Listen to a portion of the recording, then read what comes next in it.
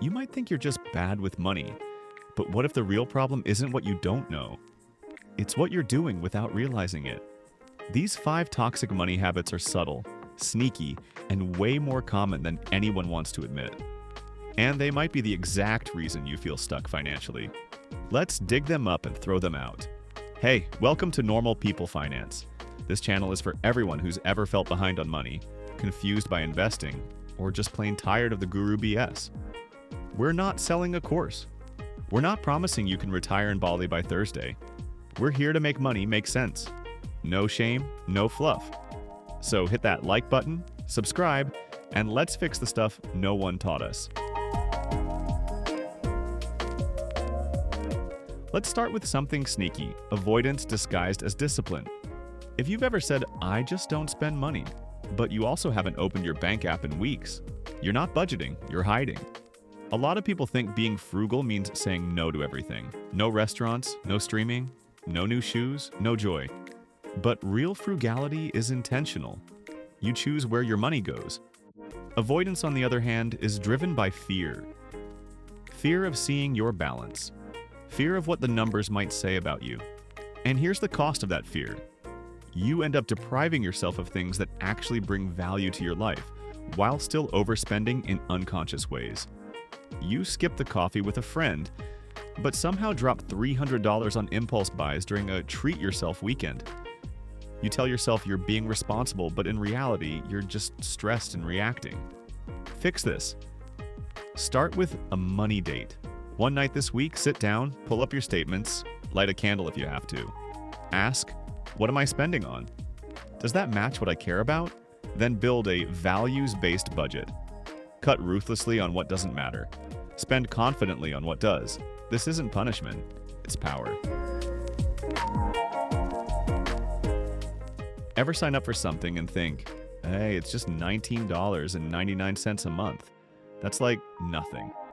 Except it's not, because we rarely stop at one subscription. You get the app, then the streaming bundle, then the gym membership, then that one software tool you needed one time. And pretty soon, your bank statement looks like an infomercial exploded. Here's the math trap. $20 a month sounds small, but $20 a month is $240 a year. If you've got 5 of those, that's $1,200. And it's often for stuff you don't really use. This mindset gets even more dangerous when it comes to cars. That $399 lease? Over 3 years, that's over $14,000. But dealerships know we anchor to the monthly number.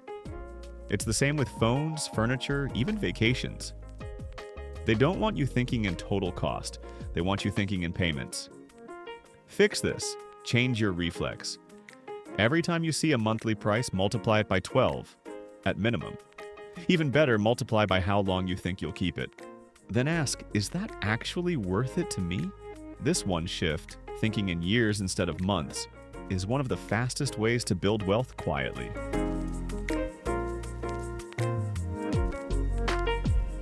Let's be honest, financial productivity can be a trap.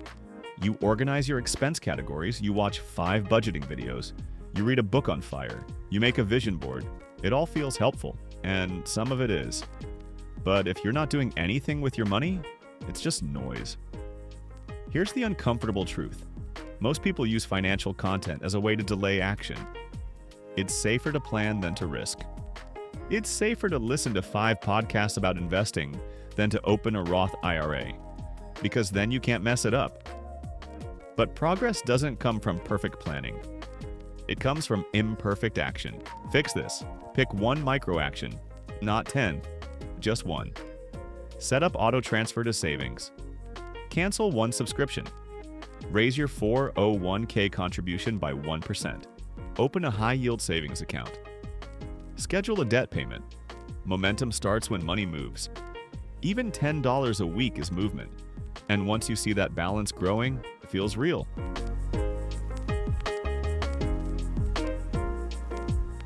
Let's talk about extra money. You get a bonus at work, your tax refund hits.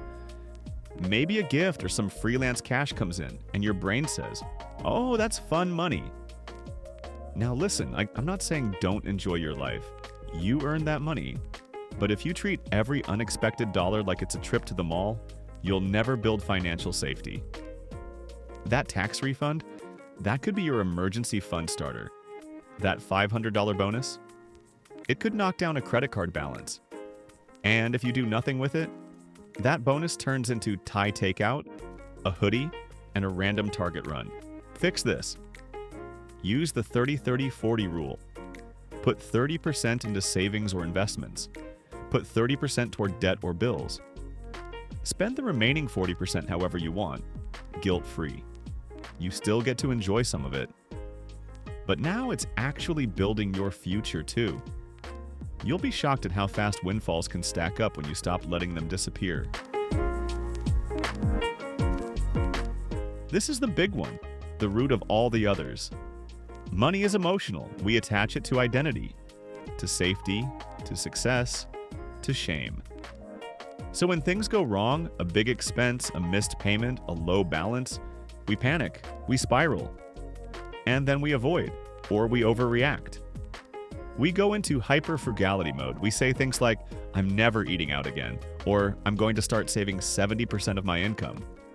And 2 weeks later, we're right back where we started, because no one can sustain that kind of emotional whiplash. Fix this. You are not your bank balance. Money is not a moral scorecard, it's just data. It tells a story, but it's not the end of the story. Track your numbers, adjust your behavior. No shame, no spiraling, just facts and tweaks. The healthiest money people aren't the richest. They're the most emotionally detached. They don't panic over a big bill or a dip in the market. They make a plan and keep going. You can too. Let's recap what we just tackled. Toxic habit number 1. You're calling it frugality, but it's really just fear and avoidance. Toxic habit number 2. You only think about monthly payments, not total cost. Toxic habit number 3. You confuse planning and content binging with real money movement. Toxic habit number 4. You treat windfalls like found money instead of future builders. Toxic habit number 5. You've attached your self-worth to your bank balance. Each of these is fixable. Each one is common and each one is costing you in ways you might not see. Which of these hit hardest for you? Let us know in the comments. And don't forget to subscribe if this helped. And if you're ready to actually start growing money from scratch, our next episode breaks down the lazy way to start investing, even if you're broke, busy, or totally new. Because financial freedom isn't about perfection, it's about traction. See you there.